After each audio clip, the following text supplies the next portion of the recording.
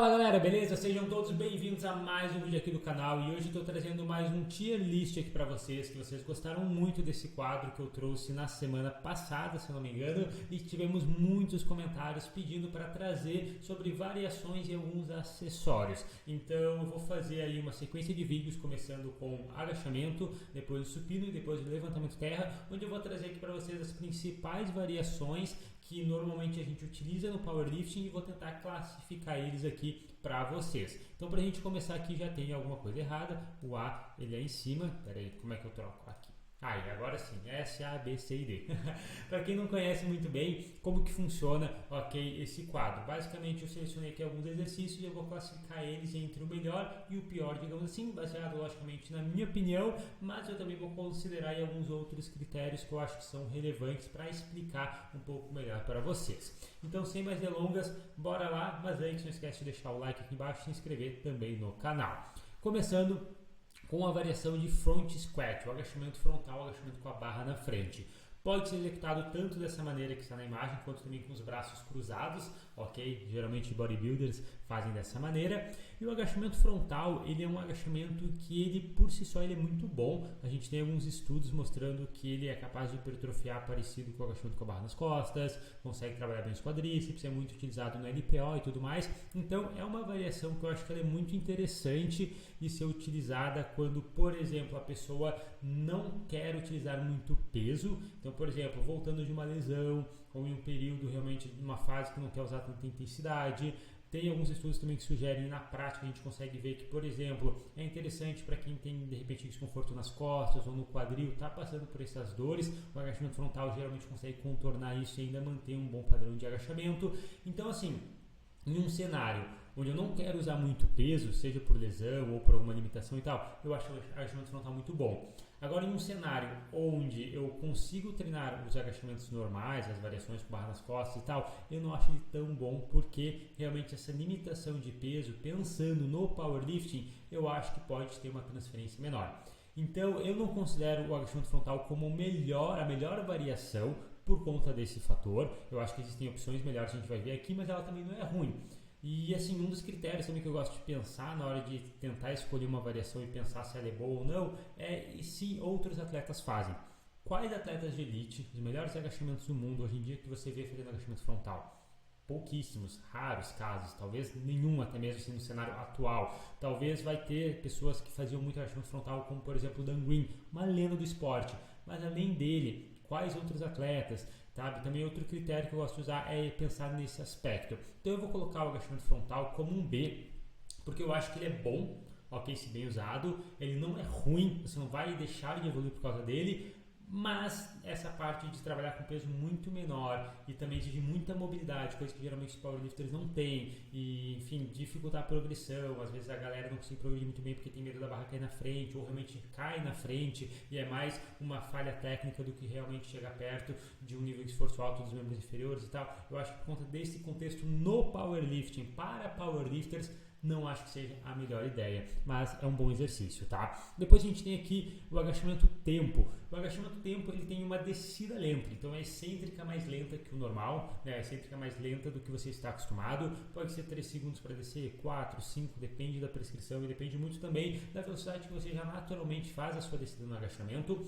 O maior motivo de fazer o tempo squat, na minha visão, é realmente uma parte de melhoria técnica. Você fazer a excêntrica mais lenta cria mais consciência, faz você ativar mais o bracing, se manter mais rígido, mais tensionado. É muito legal para quem tem, de repente, aquele padrão de agachamento similar ao meu, por exemplo, que é quando você desce, até você desce bem, mas na transição da excêntrica para concêntrica você perde o tronco, o quadril sobe antes e tal. Então é uma variação que eu inclusive tenho usado nos meus treinos e tenho gostado, já testei com alguns alunos. Ela entra também no plano porque limita um pouco o peso, então para de repente um dia secundário, o segundo agachamento na semana mais leve e tal, entra muito bem. Eu acho que eu vou colocar ele como um A, porque ele realmente, para o powerlifting, é praticamente o mesmo movimento, só que com a excêntrica mais lenta, então é muito específico. E no powerlifting, variações específicas, na minha visão, funcionam melhor. Então eu vou colocar um A, não é um S, mas um A, tá? Eu vou colocar realmente, um A. Agora eu estava pensando se um S, porque naquele critério de se os atletas usam, realmente muita gente usa.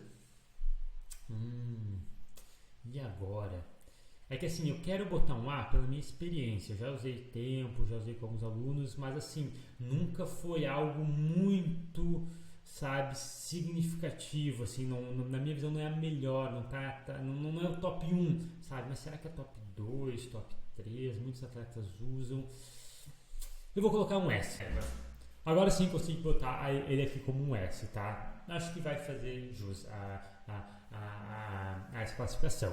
Depois a gente tem aqui o agachamento búlgaro. O agachamento búlgaro, ele muitas vezes é considerado um acessório, não exatamente uma variação, mas se parar para pensar, ele é quase um agachamento unilateral. Então, é uma variação que eu acho que ela é bem interessante. Ela nos permite trabalhar muito bem a hipertrofia dos membros inferiores, parte da estabilidade, força de glúteo. É uma variação / acessório que eu sou muito fã. Eu acho que transfere muito bem na maioria dos casos, mas logicamente por ser uma perna só não é assim tão específico. Então eu vou colocar como um A, ok? Porque assim, na minha visão é mais interessante com front squat quase sempre, porém não chega a um tempo squat, então ele vai ficar no meio termo, tá? É um exercício que eu gosto bastante. E o mais legal do búlgaro é que eu acho que ele pode entrar no plano não como um exercício principal. Você pode, por exemplo, fazer um agachamento e depois fazer o búlgaro. Ele realmente entra como um auxiliar, mas ele traz benefícios muito parecidos a uma variação, sabe? Eu gosto muito desde que, lógico, seja feito com maestria, então progredir carga semanalmente, evoluir, se esforçar nele, anotar o seu diário de treino e tudo mais. Então é uma variação que eu gosto bastante, ok? Depois disso a gente tem aqui o agachamento com as bands, com os elásticos, ok? É uma variação que parece fazer muito sentido, mas eu vou ser sincero, eu usei ela poucas vezes. É uma variação onde qual que é a ideia do elástico? O elástico ele vai estar mais frouxo, digamos assim, lá embaixo, e conforme você sobe no agachamento e realiza a sua concêntrica, ele vai tensionando mais. Isso faz com que fique cada vez mais pesado. Então você facilita, digamos assim, a parte de baixo do agachamento. Conforme você sobe, ele realmente vai pesando mais. Então trabalha mais a parte local, te vai dificultando conforme você vai concluindo a concêntrica. Por um lado, isso é muito interessante. Por outro lado, na minha visão, eu sinto que a maioria das pessoas tem mais dificuldade com a parte de baixo do agachamento, principalmente uma perda de postura, perda de tronco, perda de quadril, perda de bracing, alguma coisa do gênero. E talvez o elástico, por ele estar mais frouxo nessa fase do movimento, não seja tão interessante em alguns casos. Lógico que o elástico, dependendo de como você posiciona ele, dependendo da rigidez dele, desde lá do começo já está te tensionando muito, né, te esmagando muito. Isso vai reforçar essa rigidez, essa estabilidade.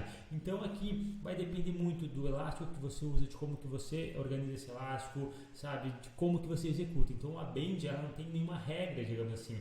Depende de quantas bands você vai usar, da força dessa band, depende de onde você posiciona e tudo mais. Eu vou colocar a band como um B por conta desse fator.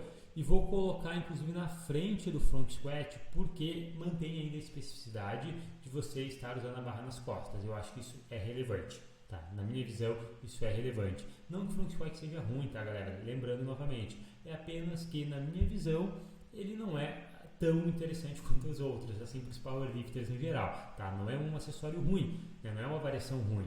Mas como eu falei, eu acho que ela encaixa mais no treino quando a pessoa está passando por um desconforto, uma lesão. Eu quero colocar um agachamento mais leve. De repente a pessoa nunca agachou 2 vezes na semana, e de repente segundo agachamento da semana eu coloco um front squat porque não é tão pesado e tal. Essa é a minha visão, tá? Mas enfim, falando das bands, essa é a minha opinião, acho que funciona muito bem. Agora a gente tem aqui as correntes, agachamento com correntes.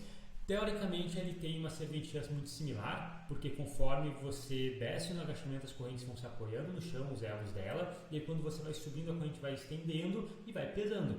Então tem uma aplicabilidade similar ao agachamento com as bands, porém na minha opinião o fato das bands estarem tensionando muito para baixo, eu acho que tem mais digamos, benefício nessa questão de exigir estabilidade, rigidez, trabalho de core, tensão e tudo mais. Por isso eu acho que as correntes em específico, elas vão entrar também no B, mas até depois do front squat. Não é que seja ruim agachar a corrente, como eu estava falando, mas também pela questão de praticidade, é difícil de você encontrar corrente, é difícil de você encontrar correntes que realmente sejam pesadas, tem que ser duas, é mais complicado na minha visão que as bands. E as bands eu acho que fazem o que a corrente faz melhor.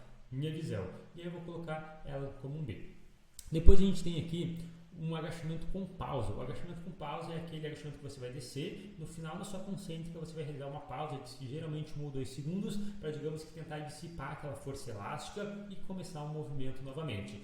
Aqui entra, de fato, a minha variação favorita, tá? De fato, a minha variação favorita, eu vou colocar ela aqui como um S. Coloquei então como um S, inclusive na frente do tempo, por quê? Na minha opinião, aqui tem 2 critérios, né? O primeiro dos critérios é que realmente é uma variação que faz muito sentido. Você realizar essa pausa no final da excêntrica te faz ficar muito forte nesse momento, nessa fase, nessa angulação, te faz treinar também a paciência e força para você fazer essa transição da excêntrica para a concêntrica sem comprometer muito a técnica. Então é uma maneira muito válida de você reforçar sua rigidez, sua tensão, seu brace, seu controle do movimento, melhora de amplitude. Se você tem dificuldade com amplitude, às vezes você fazer pausa te ajuda a conscientizar melhor o ângulo que você tem que alcançar e tudo mais. Então, assim, para mim é a variação mais completa e praticamente universal que a gente tem de agachamento. Quase qualquer pessoa vai se beneficiar dessa variação.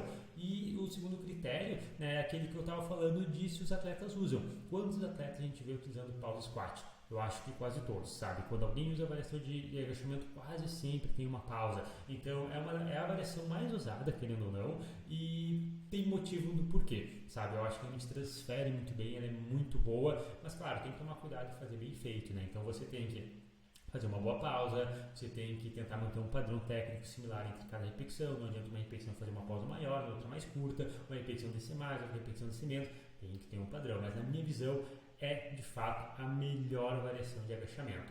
Não espere outro aqui nesse ranking S na frente do agachamento com pausa, isso é indiscutível. Eu sei que já dei meio que um spoiler aqui no meio do vídeo, mas é porque essa é a minha visão com toda absoluta certeza. Depois disso a gente tem aqui, interessante, ó, o agachamento box, o agachamento na caixa, aquele que você desce, encosta, né, o glúteo no banco, na caixa, né, no caixote, enfim, nos steps e sobe. Algumas pessoas fazem essa variação praticamente sentando e relaxando e depois subindo. Algumas pessoas fazem apenas um toque suave no banco e sobe. E esse motivo de ter diferentes tipos de execução já é um dos motivos que eu não gosto tanto dessa variação. Sabe, às vezes a galera fala que gosta muito do box squat, mas faz tocando o glúteo no banco. Aí outra pessoa diz que gosta muito e ela faz relaxando. Então o box squat não tem meio que um padrão. Ele depende muito de como a pessoa faz, sabe, de como está prescrito para ela. Mas o que eu gosto de pensar no box squat?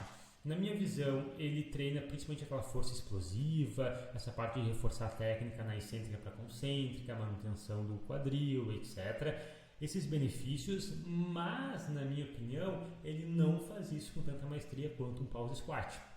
Então é aquela coisa que eu estava comentando, né? Custo-benefício. Eu acho que o pause squat quase sempre vai ser superior. Minha opinião. Eu sei que tem gente que gosta muito do box squat, mas outra coisa que eu gosto de pensar, quem hoje no Powerlifting Hall, né, no Hall, que é o que a gente aborda aqui no canal, usa box squat. Quantos atletas nível elite, nível mundial, os melhores agachamentos do mundo hoje em dia usam box squat?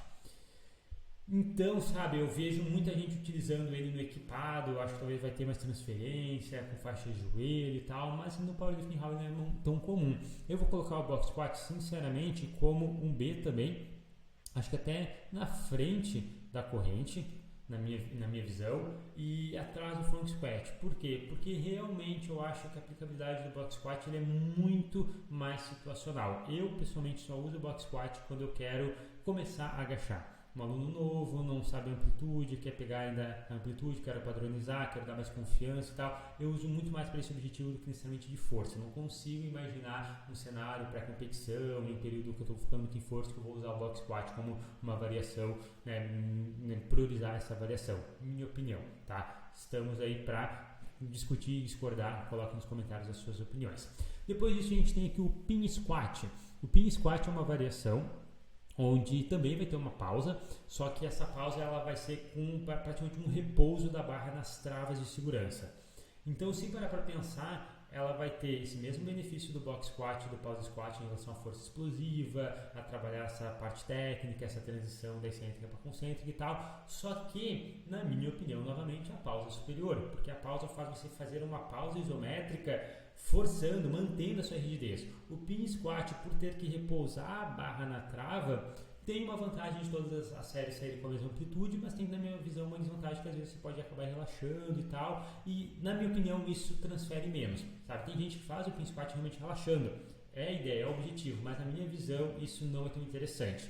Então pode depender de como você faz o pin squat, se você relaxa ou não relaxa lá embaixo e tal, mas não acho que seja a melhor das variações, mas não acho que seja ruim. Eu acho que eu colocaria tranquilamente aqui em 1B, até na frente dos elásticos, porque eu já vi mais atletas usando, faz mais sentido na minha opinião, parece que tem um bom embasamento, digamos assim, só que não acho que seja melhor do que essas outras que a gente estava conversando, tá?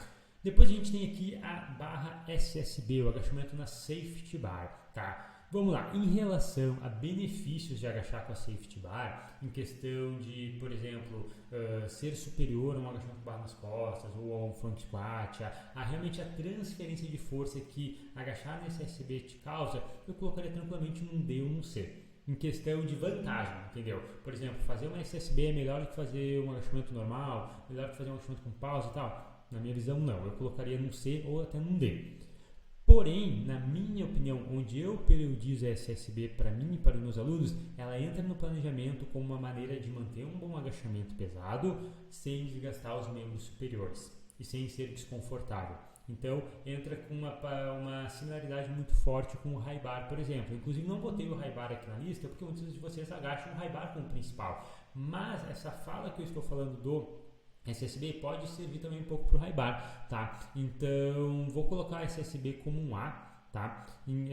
Talvez na frente do búlgaro, na minha visão, por conta desse fator de te permitir agachar pesado, principalmente quem faz low bar, né, com mais conforto, mantendo um pouco de especificidade, o movimento muda um pouco ali, você parece que inclina um pouco mais o tronco, tem que brigar um pouco mais para não perder o tronco, o peito, isso pode ser algo positivo. Eu sou fã dessa barra, não tem muito o que falar. E assim, eu não ia colocar o high bar aqui na lista como eu falei, mas eu decidi voltar atrás e vou colocar, tá? Faz sentido, ok?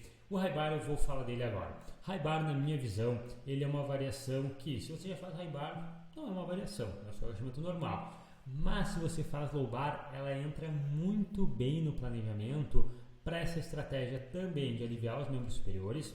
Só que mais ainda do que a SSB, do que a safety, eu acho que muda mais ainda o padrão de movimento, ao ponto de, manter a especificidade de você estar segurando a barra nas costas, tensionar as costas, aumenta a flexão de joelho, geralmente faz você ter que manter o seu tronco um pouco mais reto, etc. E isso pode ajudar muito sim na transferência para o agachamento low bar. Então, assim, se você faz agachamento low bar, eu colocaria sim, né, o high bar como um ranking A, inclusive na frente dessas outras variações que eu falei, e ela não entra no ranking S, na minha opinião, porque ainda assim, você fazer, seja uma excêntrica lenta ou uma pausa, que não é tão específico como na competição, mas com a postura de competição, que é o low bar, eu acho que ainda vai ajudar um pouco mais do que o high bar. Então, por exemplo, é comum a gente ver atletas em período longo de competição usando o high bar, usando a SSB, usando o búlgaro, e aí quando chega perto de competição, normalmente a gente vê esses exercícios sendo substituídos por outro dia low bar tradicional, ou um low bar com pausa, ou um low bar com tempo,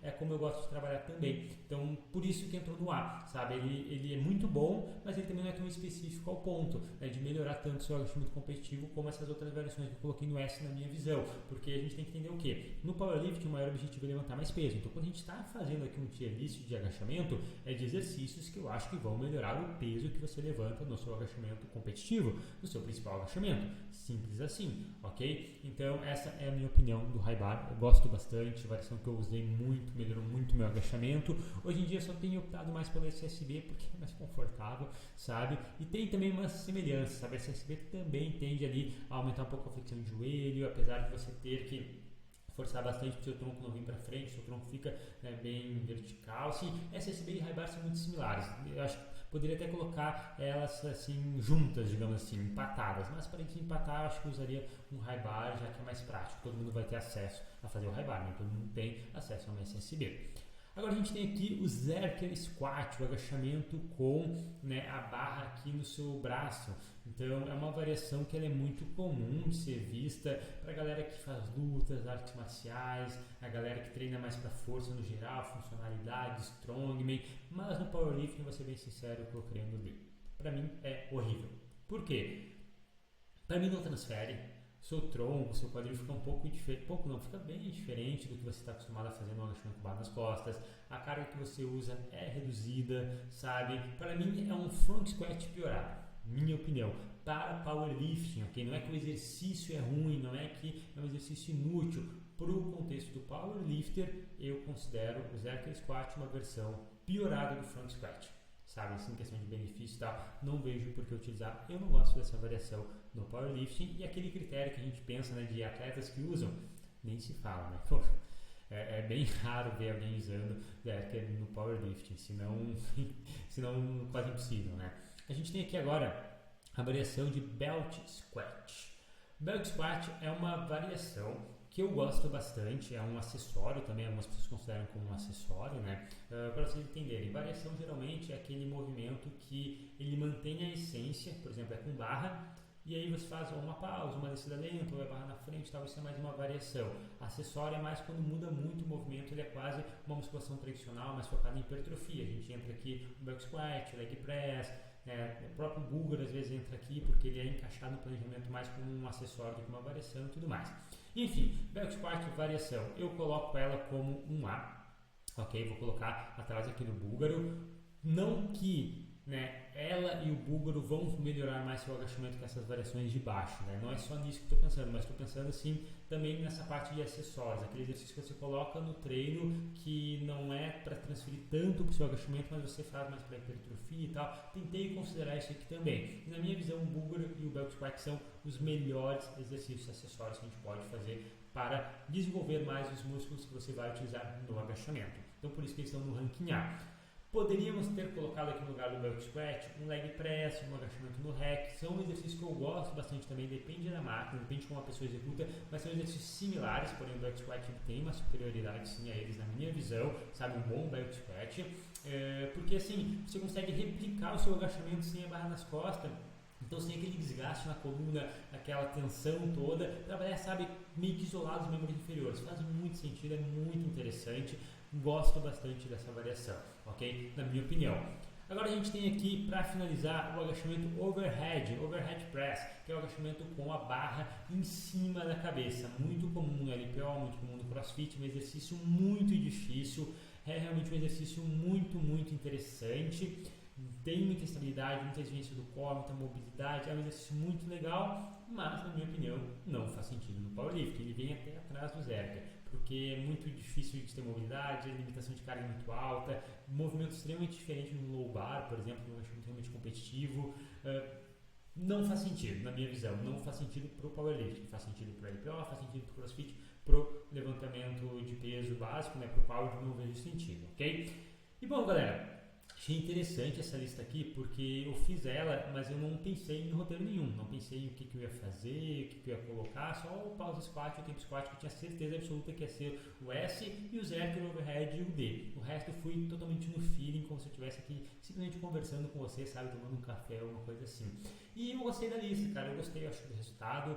A gente vê que não tem nada ali no C porque realmente eu acho que quase toda a avaliação de agachamento ela é boa, ela é verdadeiramente boa, sabe? Não é porque está no B que é ruim, como eu falei, são algumas variações, apenas que o A e o S são um nível, na minha visão, superior. E aí o D são realmente exercícios que, cara, para mim não faz, tá? Não faz. Se você é powerlifter, não perca o seu tempo fazendo, na minha opinião. Ah, mas eu gosto de fazer Zercher, overhead press. Pô, beleza. Só que o tempo que você gasta nele, você poderia então fazer uma outra versão mais útil, ou até mesmo um belt squat, um búlgaro, que sabe, eu acho que vai ser melhor, mas como eu estava falando, se você gosta, faz, não tem problema, isso não vai te atrapalhar, entende? Basta ter um bom planejamento de treino. Tem tanta coisa que a gente faz aí no treino só porque a gente gosta, isso é super relevante também, super relevante. Esse Zercher Squat poderia ser um S, se é o seu favorito, se é o que você mais gosta, se é o que você faz melhor, que você mais progride, que você tem mais esforço, mais imprime intensidade, pode se tornar o seu S, entende? O que eu estou tentando pensar aqui é o seguinte: se eu gostasse de todas essas variações iguais, se eu tivesse o mesmo nível de esforço em todas essas variações, o que eu acho que iria ser mais interessante no meu programa de treino para melhorar meu agachamento? E é isso que eu tomei essa decisão, ok? Bom, galera, eu espero que vocês tenham curtido esse vídeo aqui. Se vocês gostaram, não esqueçam de deixar um like, se inscrever no canal e deixem nos comentários um feedback do que você achou e o que você mais quer ver aqui no canal. Outras sugestões, outros temas, seja de tier list ou vídeos, outros temas de vídeos, fico agora disponível aí para vocês. Vou responder todos vocês. É isso aí, então, valeu!